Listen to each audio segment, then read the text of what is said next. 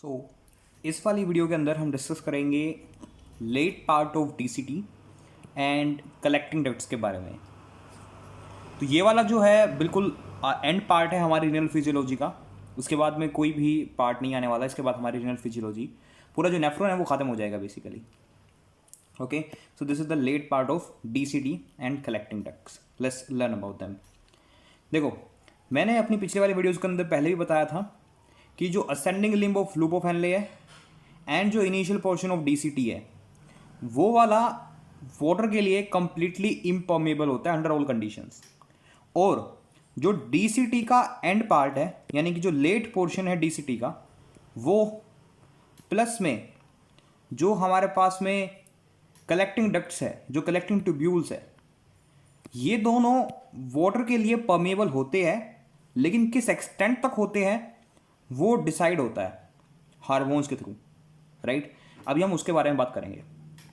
सबसे पहली बात, डीसीटी और कलेक्टिंग डक्ट्स ये वाले लगभग सिमिलर है इन हिस्टोलॉजी एंड इन फंक्शनैलिटी दोनों के अंदर, इसलिए हम इसको इकट्ठा पढ़ रहे हैं। तो डीसीटी और कलेक्टिंग डक्ट्स ये जो है लगभग इक्वल है किस पार्ट के अंदर, हिस्टोलॉजी और फंक्शनैलिटी के अंदर। थोड़ा बहुत डिफरेंस है वो भी हम देखते हैं। सबसे पहली बात कि जो डीसीटी है और जो कलेक्टिंग डक्ट्स है ये दोनों दो टाइप के सेल से बने हुए होते हैं। एक है प्रिंसिपल सेल्स और दूसरे है इंटरकैलेटेड सेल्स, जिनमें से प्रिंसिपल सेल्स की संख्या बहुत ज़्यादा होती है और इंटरकैलेटेड संख्या बहुत कम होती है। So principal cells are very very high in amount and intercalated cells are very less. Okay, दूसरी बात कि जो डीसीटी वाला पोर्शन है ना उसके अंदर इंटरकैलेटेड सेल्स की संख्या काफ़ी ज़्यादा होती है। ओवरऑल अगर हम देखें तो प्रिंसिपल सेल का जो नंबर है वो बहुत ज़्यादा है, लेकिन अगर मैं स्पेसिफिकली डीसीटी की बात करूं तो वहां पे इंटरकैलेटेड सेल्स की संख्या बहुत ज़्यादा होती है। और अगर मैं कलेक्टिंग डक्ट वाले पोर्शन की बात करूं तो वहां पे जो प्रिंसिपल सेल्स है उनकी संख्या बहुत ज़्यादा होती है। क्लियर। सो ये दो पॉइंट्स थे जो याद रखने वाली बात है कि ये दो सेल्स के बने हुए होते हैं टोटल, इंटरकैलेटेड और प्रिंसिपल। डीसीटी के अंदर intercalated cells are very high in number, in collecting ducts principal cells are very high in number. अब हम देखते हैं कि इनका फंक्शन क्या होता है। सबसे पहले हम बात करते हैं इंटरकैलेटेड सेल्स की। ओके, देखो इंटरकैलेटेड सेल्स जो डीसीटी के अंदर ज़्यादा है इनका काम बेसिकली पीएच से रिलेटेड होता है। पीएच को मेंटेन करने का काम ये करते हैं। ये करते क्या, देखो इन सेल्स के अंदर, इंटरकैलेटेड सेल्स के अंदर एक एंजाइम होती है, उसका नाम होता है कार्बोनिक एनहाइड्रेज। ये सेम एंजाइम हमने पीसीटी के सेल्स के अंदर भी पढ़ी थी, राइट। और ये काफ़ी जगह होती है, आरबीसी के अंदर भी होती है, कार्बोनिक एनहाइड्रेज। सो जो कार्बोनिक एनहाइड्रेज होने की वजह से इन सेल्स के अंदर H2 और CO2 कंबाइन कर देता है H2CO3 के अंदर, और H2CO3 से बनता है H positive and HCO3 negative. Clear. ये जो बनता है इनमें से HCO3 नेगेटिव ये चला जाता है बेसोलेटरल मेम्ब्रेन की साइड। देखो ये वाली लुमिनल साइड है, मतलब कि ये वाला जो सरफेस है ना ऐसे यहाँ निकल रहा है वो ये वाला है, मेडुलरी इंटरस्टिशियम वाले पार्ट में निकलेगा ये। और ये वाला जो साइड है ये ल्यूमिनल साइड है, ये वाली ल्यूमिनल साइड है। क्लियर।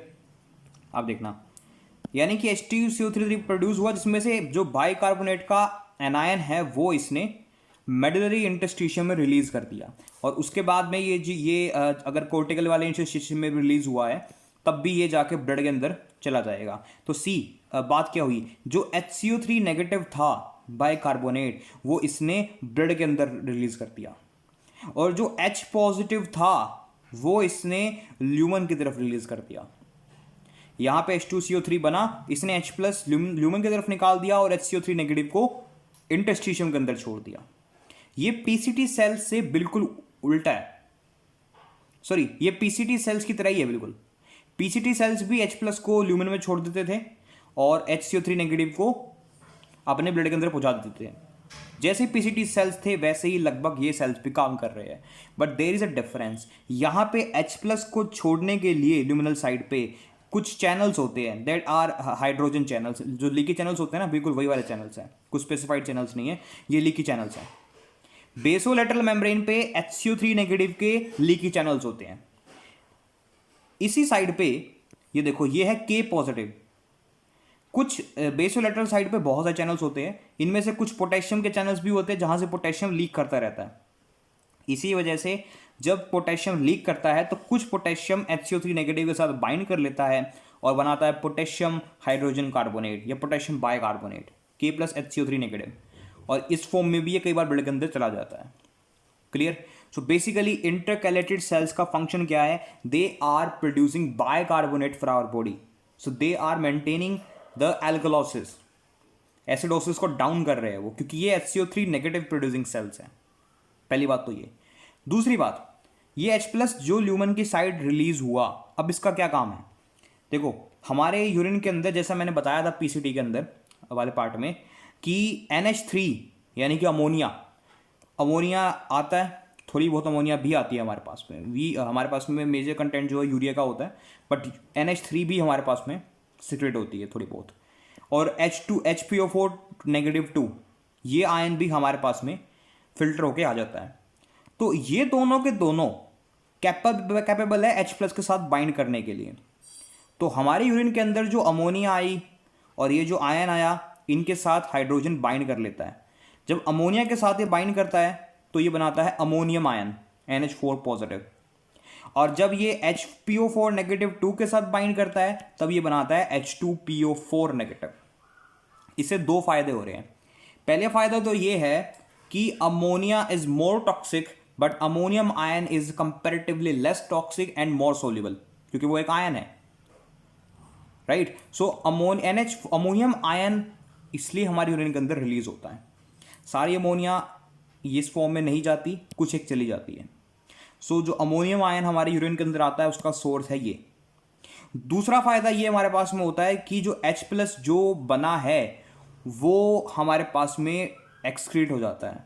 देखो, अगर हमारी बॉडी के लिए ये बाइकार्बोनेट आयन को प्रोड्यूस कर रहा है, क्योंकि हमारी बॉडी को जरूरत है बाइकार्बोनेट की एल्कलोसिस बनाए रखने के लिए, तो इसको H+ कहीं पे ट्रैश भी करना पड़ेगा, कहीं फेंकना भी पड़ेगा।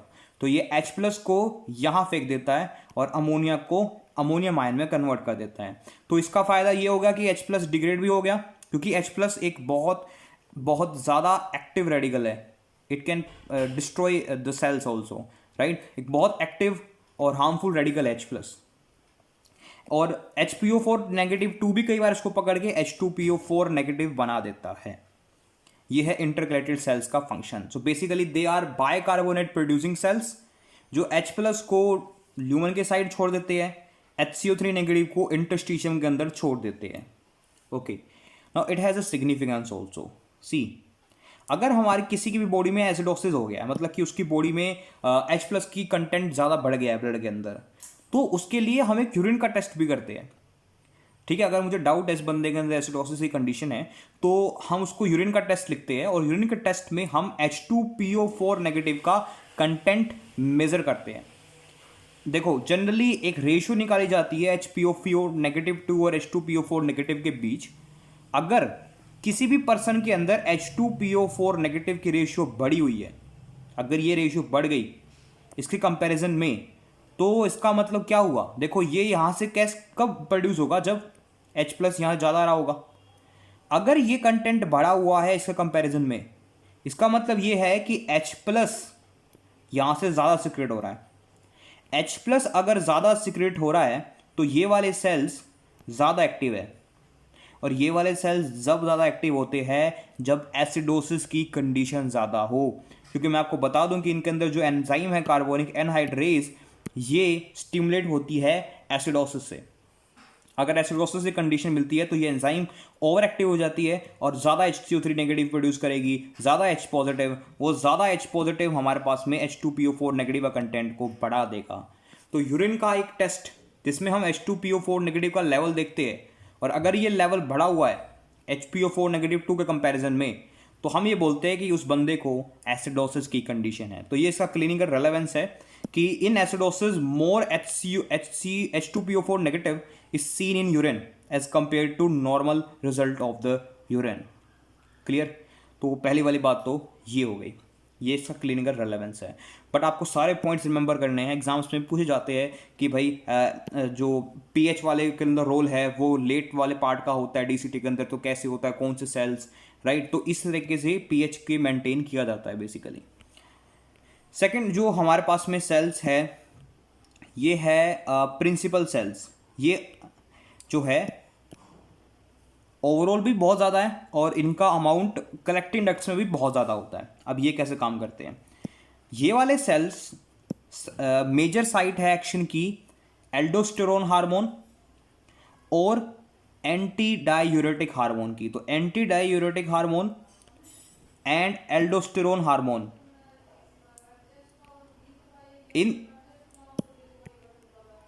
इन दोनों की जो हार्मोन की है ये साइड है प्रिंसिपल सेल्स। देखो ये वाला साइड है ल्यूमिनल साइड, ये वाली है बेसोलेटरल साइड। अब बेसोलेटरल साइड पे सब सेल्स की तरह इसके पास भी सोडियम पोटेशियम पंप्स अवेलेबल है और इसके पास ल्यूमन में कई सारे लीकी चैनल्स प्रेजेंट है, जिनमें से सोडियम के लीकी चैनल्स हैं, पोटेशियम के लीकी चैनल्स भी है। तो इसके पास में ल्यूमिनल साइड पे कई सारे लीकी चैनल्स है। किस किस के लीकी चैनल है, सोडियम के लीकी चैनल्स है और पोटेशियम के लीकी चैनल्स है। इसके पास बेसोलेटरल मेम्ब्रेन पे सोडियम पोटेशियम पंप्स अवेलेबल है। Clear, okay. अब देखना ये पंप एक्टिव रहते हैं, सोडियम बाहर पोटेशियम अंदर। तो यहां पे अंदर सोडियम की कमी, इसकी वजह से जो बचा कुचा सोडियम आ रहा है, देखो सोडियम की 65% रीअब्जॉर्प्शन पीसीटी में हो गई, उसके बाद सोडियम की 25% एब्जॉर्प्शन असेंडिंग वाले पार्ट के अंदर हो गई, बचा कुचा 3-4% हमारे पास में डीसीटी ने ले लिया इनिशियल पोर्शन ने सोडियम क्लोराइड पंप से, को ट्रांसपोर्टर से। जो बचा कुचा है लेस देन 5% सोडियम, उसका जो रीअब्जॉर्प्शन है वो इनसे हो रहा है। तो सोडियम यहां पे अंदर एंटर करना स्टार्ट कर जाता है अपने लीकी चैनल्स के थ्रू, क्योंकि अंदर की तरफ सोडियम का कंटेंट बहुत कम है पंप की वजह से। क्लियर। अब पोटेशियम यहां बढ़ रहा है क्योंकि सोडियम पोटेशियम पंप पोटेशियम को अंदर लेके आ रहा है, तो बढ़ा हुआ पोटेशियम बाहर निकलना शुरू कर देता है अपने लीकी चैनल से। तो जैसे ही वाटर भाई यहां पे आ रहा है कलेक्टिंग डक्ट्स के अंदर, सो बेसिकली क्या हो रहा है कि सोडियम अंदर एब्जॉर्ब हो रहा है और पोटेशियम बाहर आ रहा है। सोडियम ज्यादा एब्जॉर्ब हो रहा है क्योंकि उसका कंटेंट जो एब्जॉर्ब होना है वो ज्यादा है, इस वजह से वाटर भी साथ में अंदर एंटर करना स्टार्ट कर जाता है। सो बेसिकली प्रिंसिपल सेल्स के थ्रू सोडियम एंटर कर रहा है, वाटर एंटर कर रहा है एंड पोटेशियम बाहर आ रहा है। और वाटर एंटर करता है एक्वापोरिन्स के through, aquaporins 1 is responsible for entry of water in PCT, but in principal cells aquaporin 2 and aquaporin 1 both can participate। तो aquaporin 2 aquaporin 1 यहां पे दोनों प्रेजेंट हो सकते हैं, लेकिन पीसीटी के अंदर एक्वापोरिन 1 प्रेजेंट होते हैं। एक्वापोरिन 2 कब प्रेजेंट होते हैं उसे अब देखते हैं। अब देखो राइट, ये वाली बात हो गई। अब हम बात करते हैं कि हम क्यों कह रहे हैं कि ये एक रेगुलेटिंग साइट है। हम कहते हैं कि कलेक्टिंग डक्ट वो साइट है जो ये डिसाइड करती है कि कितना पानी जो लास्ट का 5% बचा हुआ उसमें से एब्जॉर्ब करे और कितना ना करे। देखो मैंने कहा कि पीसीडी में 65% रीअब्जॉर्प्शन होता है, वाटर का भी सोडियम का भी, तो वो फिक्स है ना, उससे ज़्यादा तो कभी नहीं होगा, उससे कम भी नहीं होगा, वो होगा ही होगा अगर नॉर्मल फिजियोलॉजी है। तो मैंने कहा कि 20% होता है हमारे पास में डिसेंडिंग लिम्ब के अंदर वाटर का, तो वो फिक्स है। 25% मैंने कहा असेंडिंग लिम्ब के अंदर होता है, तो वो भी फिक्स है। लेकिन कलेक्टिंग डक्ट्स के अंदर 1% से 5% के बीच में कितने की रीअब्जॉर्प्शन होगी ये डिपेंड करता है, और डिपेंड करता है हार्मोन्स पे। एक हार्मोन है जिसका नाम है एल्डोस्टेरोन। एल्डोस्टेरोन हार्मोन क्या करता है, वो एल्डोस्टेरोन जब भी रिलीज होता है वो प्रिंसिपल सेल्स के अंदर आता है, यहाँ पे इनके अंदर रिसेप्टर्स होते हैं, उसको ट्रिगर करता है सेल के अंदर, और उस रिसेप्टर के ट्रिगर होने से वो प्रोडक्शन बढ़ा देता है सोडियम पोटेशियम पंप्स की और इन सोडियम और पोटेशियम के लीकी चैनल्स की। देखो अगर एल्डोस्टेरोन ने सोडियम पोटेशियम ज़्यादा बढ़ा दिए, यहाँ पे और पंप्स आ गए, देखो ये नए नए पंप्स बन रहे हैं और यहाँ आते जा रहे हैं, तो अगर ज़्यादा सोडियम पोटेशियम पंप आ गए तो अंदर पोटेशियम का लेवल ज़्यादा, सोडियम का लेवल कम। अगर सोडियम का लेवल कम हो गया तो कंसंट्रेशन ग्रेडियंट बढ़ जाएगा और सोडियम की एंट्री भी यहाँ पे बहुत बढ़ जाएगी। तो सोडियम की एंट्री यहाँ पे बढ़ जाती है और पोटेशियम यहाँ ज़्यादा हो जाता है, तो पोटेशियम की एक्सक्रीशन बढ़ जाती है और सोडियम की एंट्री लगातार बढ़ने से वाटर की एंट्री भी यहाँ पे बढ़ जाती है। सो जो हमारे पास में जो एल्डोस्टेरोन है वो सोडियम की रीएब्जॉर्प्शन को बढ़ा देता है, पोटेशियम की सिक्रीशन को बढ़ा देता है और वाटर की रीएब्जॉर्प्शन को भी बढ़ा देता है। तो कोई रट्टा मारने वाली ज़रूरत नहीं है, सिंपल याद रखना कि एल्डोस्टेरोन सोडियम पोटेशियम पंप्स को और बढ़ा देगा, सोडियम चैनल्स को बढ़ा देगा, पोटेशियम चैनल्स को बढ़ा देगा। तो ये सारे एक्शन क्लियर हो जाते हैं। आगे मूव करते हैं। आगे दूसरा हार्मोन जो हमारे पास में बचता है वो है एंटी डायूरेटिक हार्मोन्स। अब ये कैसे काम करते हैं? जो एंटी डायूरेटिक हार्मोन्स है वो बेसिकली वो रिस्पॉन्सिबल होते हैं कि यूरिन को और कंसंट्रेट करने के लिए, वाटर को सेव करने के लिए, यूरिन कम बनता है। एंटी डायूरेटिक हार्मोन अपने सर्पेंटाइन रिसेप्टर पे एक्ट करता है, प्रोटीन काइनेज ए एक्टिवेट होता है। प्रोटीन काइनेज ए जो है वो एक ट्रांसपोर्टर को एक्टिवेट करता है। ये ट्रांसपोर्टर क्या करता है? एक्वापोरिन 2 को मेम्ब्रेन के ऊपर रिक्रूट करवाता है। नाउ देखो मैं बता दूं तुम्हें कि जो एक्वापोरिन 2 है वो मेम्ब्रेन पे जनरली प्रेजेंट नहीं होते, वो साइटोप्लाज्म के अंदर अपने वेसिकल्स के अंदर बंद होते हैं। जैसे देखो यहाँ पे ये एक एक्वापोरिन 2 है, ये अपने वेसिकल के अंदर बंद है। एक स्पेशल टाइप का ट्रांसपोर्टर होता है, वो आता है इस वेसिकल को लेकर के मेम्ब्रेन में मर्ज कर देता है और फिर एक्वापोरिन 2 एक्टिवेट होते हैं। और एंटी डायूरेटिक हार्मोन यही करता है। इसका जो प्रोटीन काइनेज ए है जो इससे एक्टिवेट होकर जुड़ा हुआ है जी प्रोटीन मैकेनिज्म से, प्रोटीन काइनेज ए इस ट्रांसपोर्टर को एक्टिव करता है और ये ट्रांसपोर्टर एक्वापोरिन 2 को उठा करके इस मेम्ब्रेन पे डाल देता है। सो एक्वापोरिन 2 का लेवल बढ़ जाएगा तो भाई वाटर की रीअब्जॉर्प्शन भी बढ़ जाएगी। तो एंटी डायूरेटिक हार्मोन ने किसको अफेक्ट करा? एक्वापोरिन 2 को। तो ये इसलिए वाटर की रीअब्जॉर्प्शन को बढ़ाता है और यूरिन को और कंसंट्रेट कर देता है, राइट। सो एक ये वाला पार्ट था। तो दोनों हार्मोन्स, एंटी डायूरेटिक हार्मोन्स साथ में जो एल्डोस्टेरोन है वो प्रिंसिपल सेल्स पे ही एक्ट कर रहे होते हैं। एक बात तो ये क्लियर होगी।